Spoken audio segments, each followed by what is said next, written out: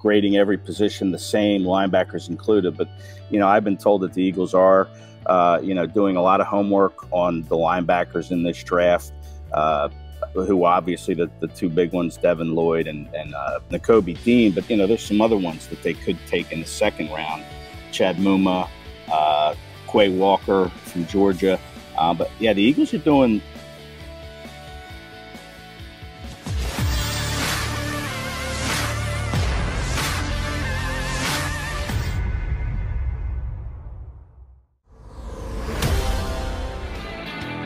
Appreciate you're jumping in on a Football Friday here on Birds 365. McMullen, McDonald, and Game Day Kracz. Ed Kracz live from Indianapolis.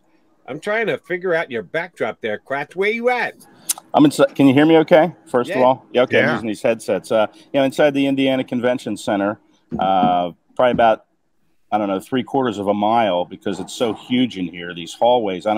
I know John's been here. Jody, I don't know if you've ever been inside this place, but it feels like this is what purgatory would look like. You're just wandering these badly carpeted hallways that are, 12 feet long, and the ceilings are humongous, and there's doorways everywhere.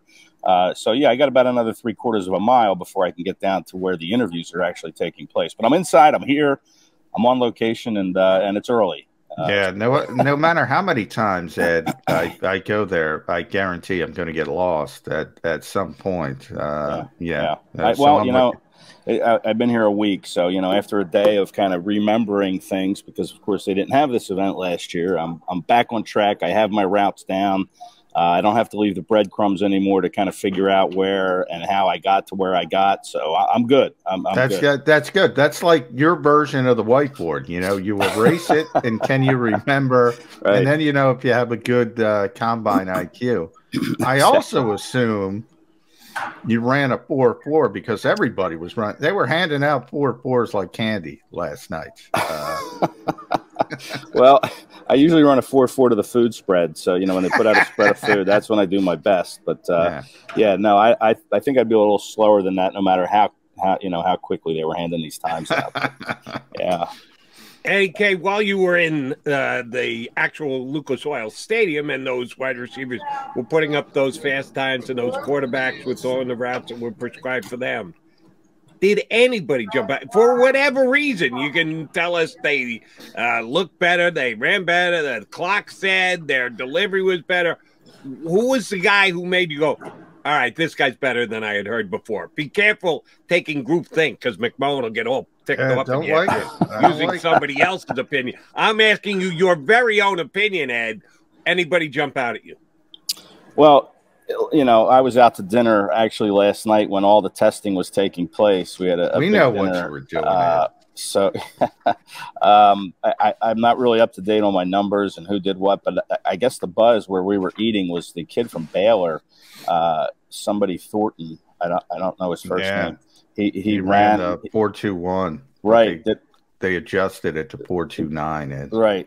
Right. But that was kind of the buzz at dinner last night. Did you see this kid from? And we had wide receivers a day earlier, and we're like, boy, did he even speak at any of the podiums? Like, nobody could remember who this kid was. And, we look back at the schedule, and it was they have all these different podiums that these players speak at, and they have some side off tables where, traffic is far less than what it is at the bigger podiums, where players sit on an elevated stage. And Thornton was at one of these little side tables that you just kind of walk by and rarely give a glance to. So, I think my biggest surprise would probably be him. And now I got to go back and look and see, who he is and what kind of season he had, and, do a little homework on him. But I guess he would be the biggest surprise. And then, there's all the buzz about Kenny Pickett's hand size and, how legitimate that is. And, we were trying to measure our hands last night at dinner. And what'd you get? You got big hands. You can play quarterback.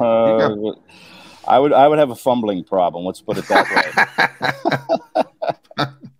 way. One of the guys who generated some hype through the gauntlet was the UCLA tight end. That kid, Greg. I guess what's his name? Greg Dulcich, I believe, is how you pronounce it. Now, that's not necessarily a position that's been hyped much. not expected to have any first-round picks. But I do think it's one of those sneaky needs for the Eagles because we all know Dallas Goedert's a star, but you need a backup. And Jack Stoll was a nice story. He's an undrafted free agent, but he's kind of limited. And Tyree Jackson tore his ACL late in December, so he's not going to have an off season. Any chance we start talking about tight ends in the 3rd round, 4th round, somewhere in that range? Yeah, 3rd round might be a little bit rich, I think. But I think there will be tight ends there for the Eagles to take. You mentioned the kid from UCLA, and listen, I give him props for putting up with Chip Kelly for the last couple of years. That's got to be a little star on his resume there. But yeah, I think the Eagles certainly, you mentioned the 2 guys there, will take a tight end at some point. I think it'll be a 3rd day. I don't think they'll go 2nd day. And these picks, Howie Roseman's going to just move all over the board here. I mean, this is going to be kind of a wild draft because I really do think that, he's going to swing deals throughout the draft, whether to move up, whether to move back, whether to get into the next year's draft, so they have 10 picks right now, and yes, I think they will take a tight end, but I'm not sure they're going to take 10 picks. I think they're going to kind of move around, like I said. But yeah, you could definitely see a tight end that the Eagles will take. But there weren't too many tight ends here. I don't know how big of a class it is. What the selection of tight ends. Yeah, I don't think it's a deep class, and that's why I was asking, because if you like a kid, you better go get him. Yeah, exactly. I could see them maybe going an undrafted route again. But, they do like Stoll, Dallas Goedert, obviously, rising star at that position. And then you kind of have to hope Austin Jackson stays healthy. I know Jason Kroom is a guy that is a free agent. Maybe they could look to bring him back if things don't go the way they hope in the draft and they don't land one. But, there'll be some options, I think, for them to bring in, kind of an unheralded guy if they don't take somebody in the draft. All right, Ed, since it seems like your assignment was more to listen to these guys, get involved with the interviews that they made all available to you guys rather than the actual workouts yesterday, anybody draw attention because they were either smart or they were outrageous or they said something that no one expected them to say? Was there anyone who got those of you who were involved in the interview of the players buzzing? Well, one guy that I really think a lot of after the interviews is, there are a couple guys, but one of them is the Ike Ekwonu from NC State. I mean, that guy is, first of all, he's rock solid as a player. I think Doug Peterson's going to take him number 1 in the draft. And he's just a really engaging personality. It's like, man, that'd be so good to cover that guy. I wish the Eagles had the first pick and they could take him because he's very outgoing. He's a very musically gifted person. He used to wrestle, and I have an affinity for wrestlers since I coach high school wrestling. But he's just a terrific guy. And another guy that really stuck out to me, and maybe the Eagles could take this guy, is a running back named Damian Pierce from the University of Florida. He didn't have a whole lot of touches at Florida, and I asked him about why he didn't get so many carries in Florida, and he said, well, we had a loaded backfield. We all understood our roles. We had a lot of talent in the backfield, and to me, less than 100 carries signifies less tread on the tire, if you will, and fresher legs. But man, he was very funny, very engaging, very good guy to talk to. You ask him, someone asked him, what advice would you give your younger self? These are the kinds of questions that sometimes, like the Super Bowl row, when you get these somewhat ridiculous questions. But someone said, what advice would you give your former self? And he's like, I would tell him to take naps, take lots of naps, get plenty of rest, because you get older. And he goes, and I'm not that old. He goes, but you get tired quick. And I said, how's your catching? And he said, how do you catch the ball? Are you good at it? And he's like, I had 17 targets and 17 receptions, so no drops. And I said, how about your pass blocking? And he said, there was never a quarterback on the ground when I was on the field. So, just a, very engaging kid, a little fire plug type. He can run guys over. And asked to describe his running style, that's what he said, very angry, up-tempo. He's 5'9", 220 pounds.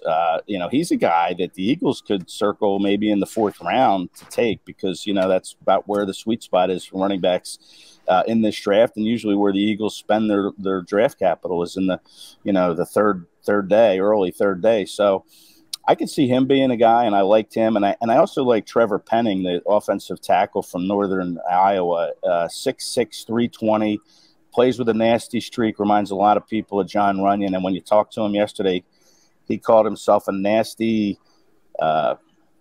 P word, a PR word. I don't know if I can say it. He described, he described himself that way. And he said, listen, I like to play physical. He goes, I like to make the other guy across from me feel my pain. I mean, you just love the way this guy talked. And when you look at his Senior Bowl, I don't know if you saw any of that. And during the practices that week, I mean, he was just playing after the whistle violently. Now, he said, I do have to control some of that. I have to remember to play the whistle. We don't want those 15-yard flags. Yeah, right. But you remember John Runyon, man. He's downfield, hammering people. And that's what this guy was talking about. And I would love to see the Eagles kind of draft him as far as an heir apparent to Lane Johnson. I mean, this kid, I think, is going to be very good. I don't think he'll be there in the second round. I think he'll probably go in the first. But I really liked him. I liked this Daniel Falele from Minnesota. Oh, he's like Jordan Mailata size. He talked about meeting Jordan Mailata 2 weeks ago. He's from Australia. He's 6'9", 380. I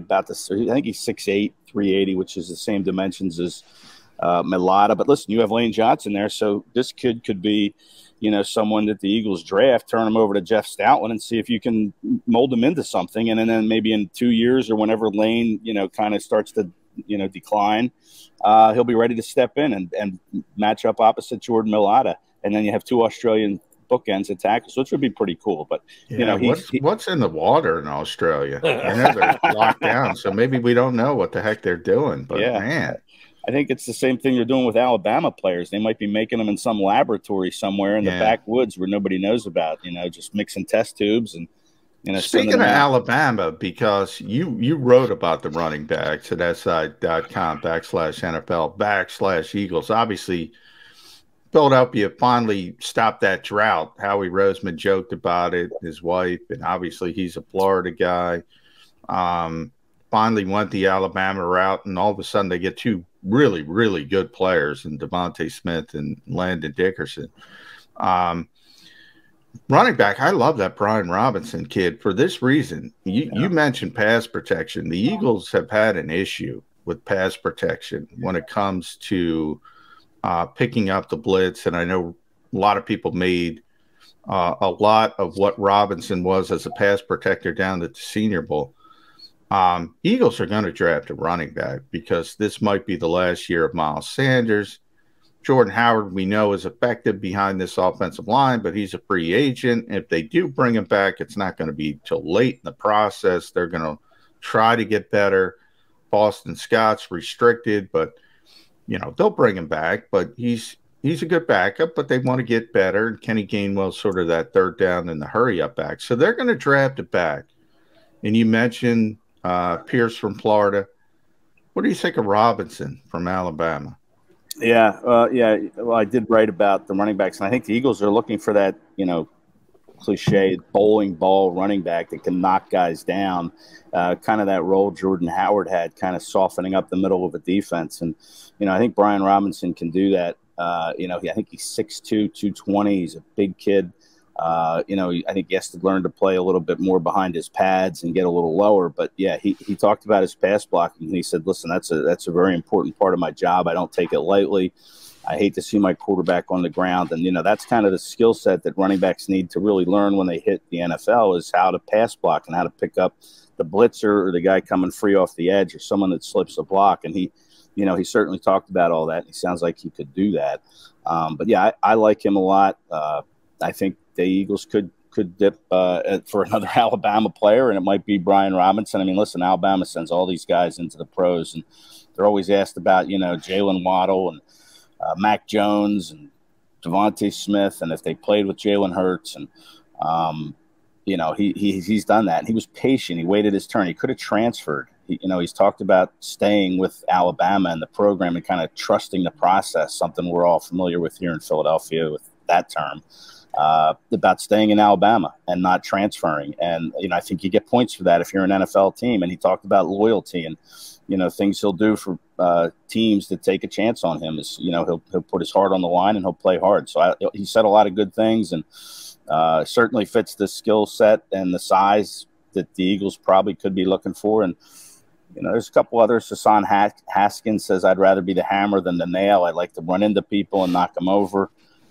You know, good quote. I'm not sure how good he catches the ball. He said he's fine with it. I'm not sure that, and I don't know how he does in pass pro. But, yeah, Brian Robinson, to me, could be an Eagles target. And you're right. I think they will draft a running back. You mentioned Miles Sanders. Howie was asked about how Sanders when he spoke here on Tuesday or Wednesday. And, you know, he sounded like he's going to have to kind of earn that contract. He said, listen, we've given us extensions to Sweat, Mulata, you know, early. He goes, and we like Miles Sanders a lot. And let's see how the fourth year goes. So I think he's not going to get an extension this summer or the start of the year. I think he's going to have to show that, you know, I can be a part of this team. And that makes the first 6-7 weeks of his season very important for him to stay healthy and to be productive if he wants to get another contract in Philadelphia.